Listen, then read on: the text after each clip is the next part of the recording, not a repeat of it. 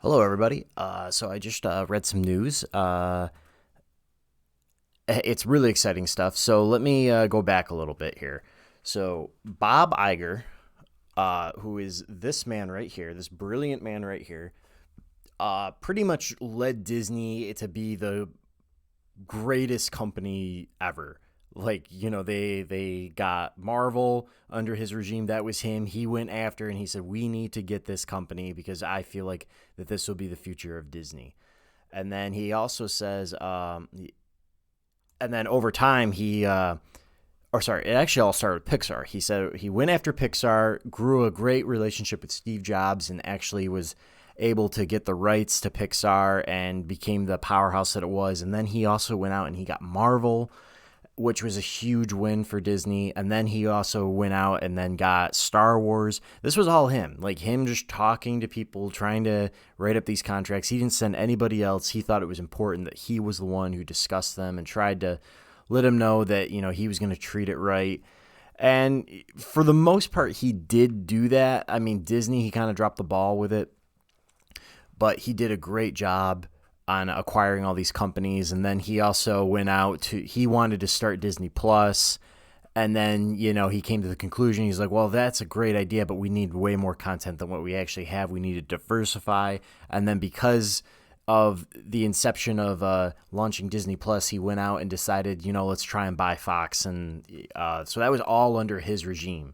Those great decisions on just trying to grow the company, trying to launch, great products and everything. And Disney Plus was never meant to be a day and date release for movies.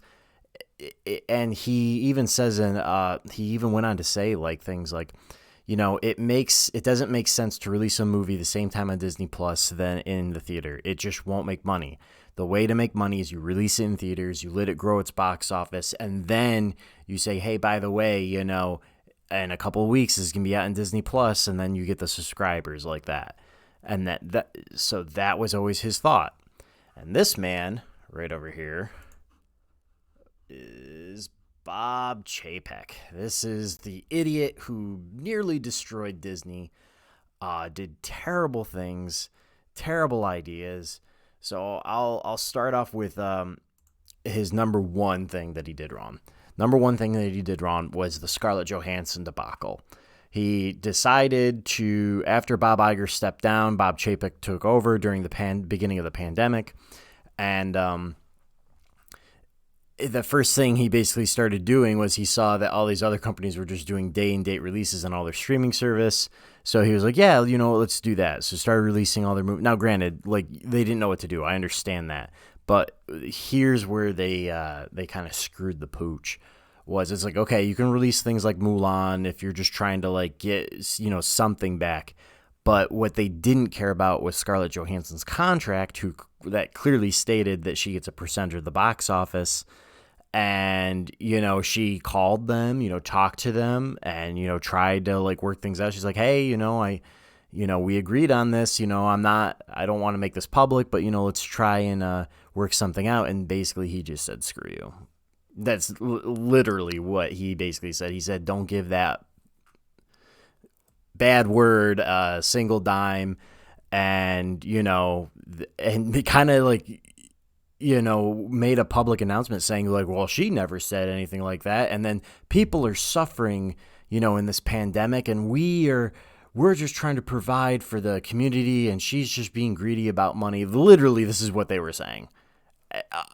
Like, what CEO would say something like that publicly to your talent who's been like working with the biggest like movie studio ever, Marvel, who's made you billions and billions of dollars, and you just come out and you just start saying stupid things like that? And anyway, so basically for the good few months this went on, and then finally they came to a settlement. Like it got really out of hand. Like Kevin Feige started getting involved, and he was getting pissed because nobody wanted to. He was like, people don't want to come work at Disney. Like, what good are contracts if we can't hold them, to our word? If we just say, screw you, yeah, sure, your contract said that, but we're not going to listen to it. So Kevin Feige was getting pissed, but Bob Iger, he was still kind of the chairman, but he really couldn't like do anything, and this started like causing tensions between him and Bob Chapek. He's like, I'm the boss. His ego kind of like got in the way of everything. Versus, Bob, when I heard that Chapek was taking over, it made it seem like Bob Iger's been grooming this guy for years. He's like, yeah, he's been working under me. You thought it was going to be a smooth transition, and a lot of people liked the idea and a lot of people didn't. I personally liked the idea until it came very clear after like a month that this guy was not the guy. So we have here on the Hollywood Reporter here, it says, in a stunning turn of events, Disney Incorporations says that Bob Chapek will step down as CEO with Bob Iger returning to lead the company. The Disney board of directors made their decision this Sunday night. We thank Bob Chapek for his decision and we wish him a long career and also leading the company through difficult challenges during the pandemic. So the board isn't really like even saying, like, typically in situations like this, a lot of companies will always be like, oh, creative differences or health problems, or, they kind of make something up. But no, they're just blatantly like saying, we understand it's been a difficult time during the pandemic. And basically what they're saying is you're no good and you can't handle stress and you screwed the pooch and we're bringing Bob Chapek back. Like nothing. It's just kind of funny that they don't even, they were just so done with this guy. They were like, we're not even going to say something nice or anything like that. Like that was kind of nice, but it really wasn't. So Iger has agreed to come back as CEO for a 2-year term. Basically, he's just going to try and help, re-put it in his structure again, and then try and get somebody, because it worked. I mean, his structure worked for nearly 2 decades without any incident. Like, you never heard anything bad behind the scenes or anything that was going on. Yeah, the quality of movies have definitely gone down in the last couple of years with him being in charge. And just even their decisions, the way they're handling the media, has just been terrible. So I'm hoping with Iger back, he can really fix things in Disney. It's exciting. It really is. And also the stock market is starting to go back up. Not that much. I think it went up like 0.93 points, but I guarantee you by like tomorrow morning, it's going to jump. It's going to skyrocket. So it's going to really help Disney, especially with, that was the other thing. Bob Chapek started doing, this was announced last week. He said that, hey, because of, we're not doing so hot with the stocks and we're not getting a lot of money. Basically what he was trying to do was he's like, we're going to cut down on the marketing, and then we're going to go through and start slashing all of our original series budget in half. I think that was really the nail in the coffin. Was people were panicking, like why? Like they came out and made all these announcements, and basically this wasn't even like really an announcement. This was like an email sent out to the company saying no unnecessary traveling. We're going to try and wind back on all of our movies. We're going to start cutting budgets.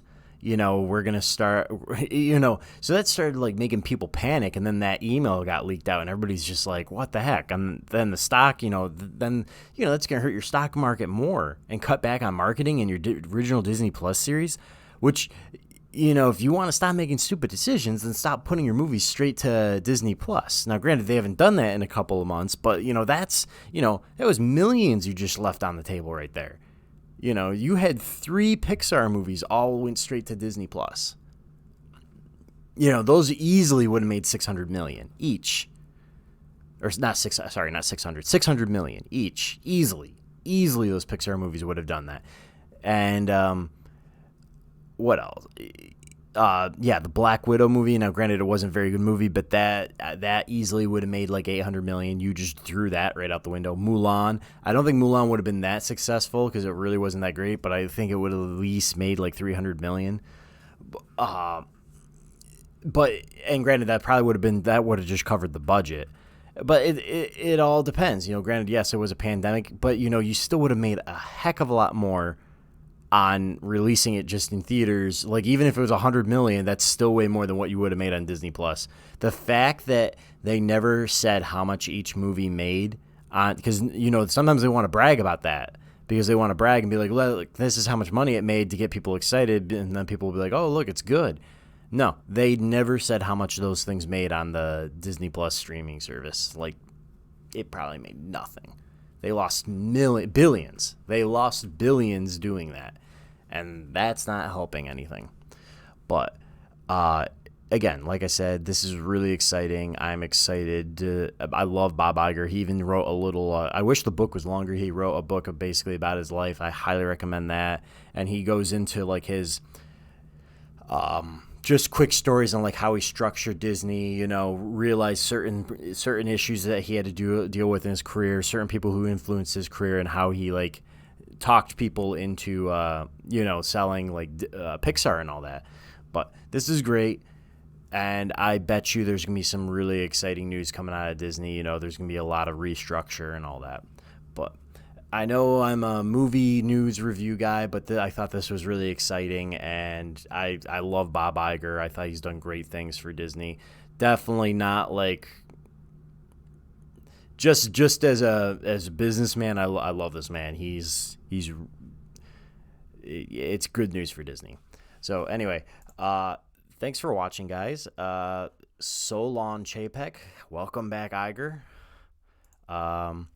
Yeah, so thanks for watching, guys.